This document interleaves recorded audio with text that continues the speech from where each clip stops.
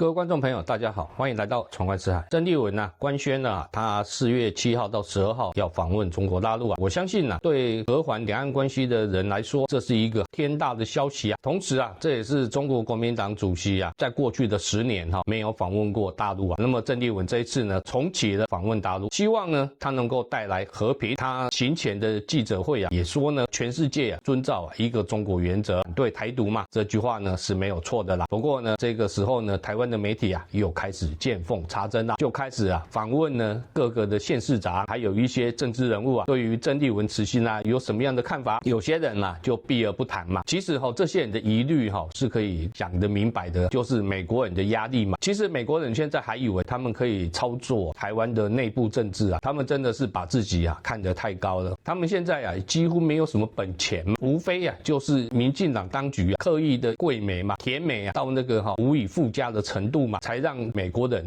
有如此的错觉嘛。他们还以为说他们在台湾还有很大的影响力说句实在话如果真要打起仗来，美国大兵会出现在台海战场吗？我相信那是绝无可能的事情就像现在中东战火打成这个样子美军的伤亡报告的数字一向都被刻意的隐瞒网络上很多的视频都显示出美军可能伤亡惨重但是美国的五角大楼却刻意把这个数字给降低了嘛，就是怕美国国内反战的声音再起嘛。其实这个反特朗普的声音现在也是越来越大嘛，所以说美国还是不要介入台海为妙不要以为说老是把打台湾牌就能赚到钱，现在或许还能赚到钱因为现在的这个天价的军购正到了付款的高峰期嘛，还有一些军购案子还卡住嘛，现在就等这个美国人要怎么办嘛。尤其是你在中东的那一些武器一点用处也没有台湾人也都看在眼里你这个时候说要买台湾的民意也说不过去嘛。其实台湾的真正的安全的根源就是两岸关系嘛。马英九那个时候08年到16年，你如果问任何一个台湾人说两岸要打仗，你一定会被当成疯子，因为那么多的大陆民众到台湾旅游放眼望去都是游览车载着这么多的人每天在台湾这样逛东逛西的你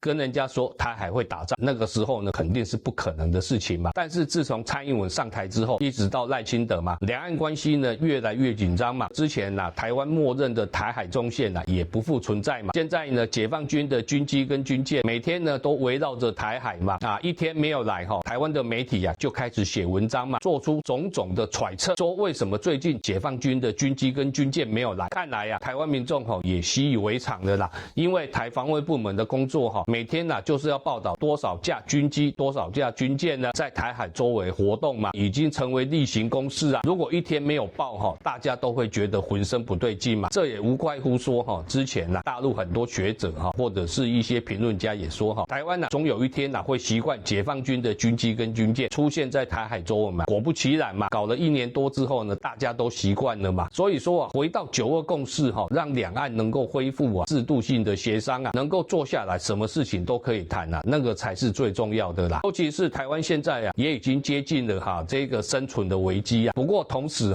接受这个采访的国民党的政治人物从他们的态度也可以看得出来哪一些人心中还是有疑虑的尤其是今年是选举年看看候选人的反应就知道了嘛。每一个人都说郑丽文去都是帮他们扣分国民党也真的是够能耐原来两岸关系是自己的强项现在可以搞成政治负资产一到选举就被打得抱头鼠窜国民党的人真的是太厉害了，完全就是不会善用还被民进党倒打一耙打到现在无路可走这一切的错要怪谁呢？08年到16年谁当家做主嘛，都是得怪那一个人嘛然后他重用的那批人现在还是同样的态度嘛。结果在这一群人眼中9·2共识就是拿来一个搪塞北京的一个政治术语啦，就是说两岸发生危机，这个时候就把9·2共识抬出来所以说还是有不少的国民党人不认同9·2共识他们认为他们生存的关键就是要靠美国真的也不晓得他们脑袋是怎么想的也许选举太多已经让他们无法好好的思考了，再不然就是台湾这种信息茧房也已经让他们感觉不到大陆的进步，以及两岸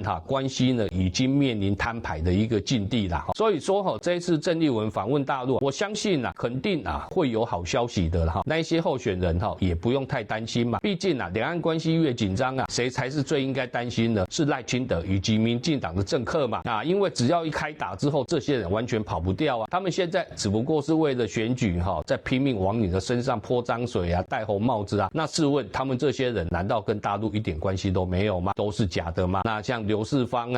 这个沈伯洋不都是吗？以上是我的点评，谢谢。